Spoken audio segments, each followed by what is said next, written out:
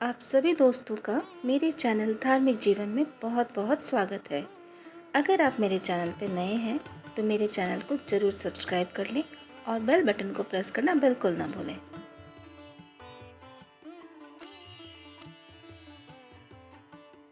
घटना 1880 के अक्टूबर-नवंबर की है। बनारस की एक रामलीला मंडली रामलीला खेलने तुलसी गांव आई हुई थी। मंडली में 22-24 कलाकार थे जो गांव के ही एक आदमी के यहाँ रुके थे। वहीं सभी कलाकार रिहर्सल करते और खाना बनाते खाते थे।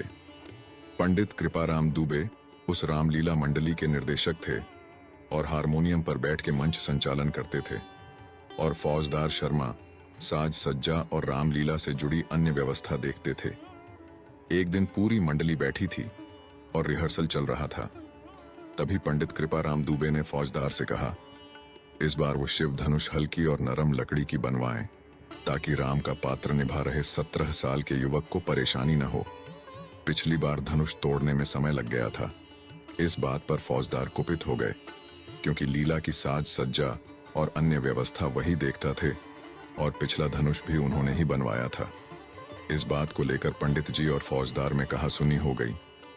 फौजदार पंडित जी से काफी नाराज थे और पंडित जी से बदला लेने का सोच लिया था।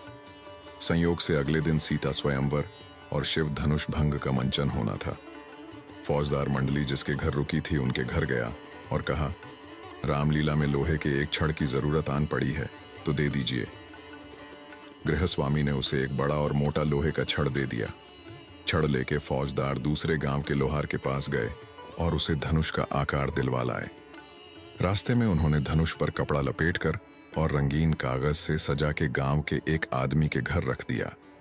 रात में रामलीला शुरू हुई तो फौजदार ने चुपके से धनुष बदल दिया और लोहे वाला धनुष ले जाके मंच के आगे रख दिया और खुद पर्दे के पीछे जाके तमाशा देखने के लिए खड़ा हो गए।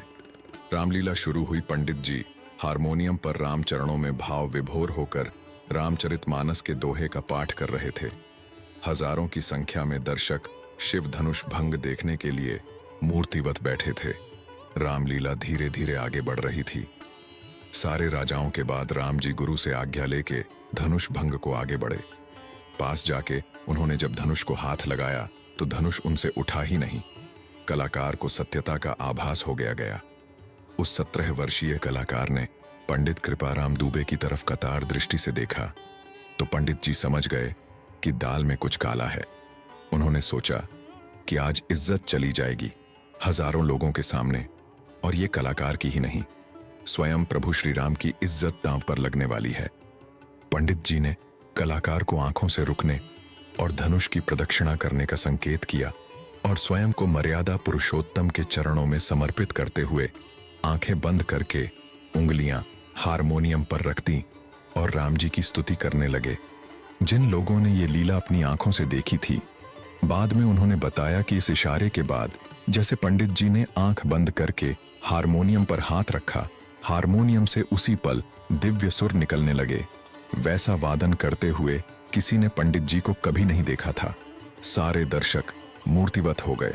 नगाड़े से निकलने वाली परंपरागत आवाज भीषण दुंदुभी में बदल गई। पेट्रोमैक्स की धीमी रोशनी बढ़ने लगी। आसमान में बिन बादल बिजली कौंधने लगी और पूरा पंडाल अद्भुत आकाशीय प्रकाश से रह रह के प्रकाशमान हो रहा था। दर्शकों के कुछ समझ में नहीं आ रहा था कि क्या हो रहा है और क्यों हो रहा है।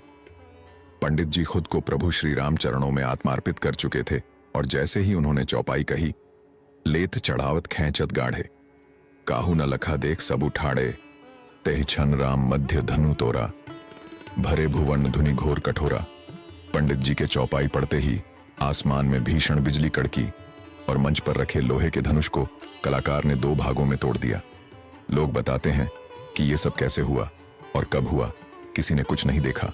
सब एक पल में हो गया। धनुष टूटने के बाद सब स्थिति अगले ही पल सामान्य हो गई।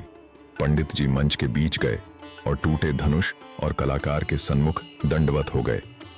लोग शिव धनुष भंग पर जय श्री राम का उद्घोषणा कर रहे थे और पंडित जी की आंखों से श्रद्धा के आंसू निकल रहे थे। प्रभु श्री राम सबके हैं, एक बार श्री राम का होकर तो देखिए। जिसका हृदय निर्मल और शांत है वही राम का हो सकता है।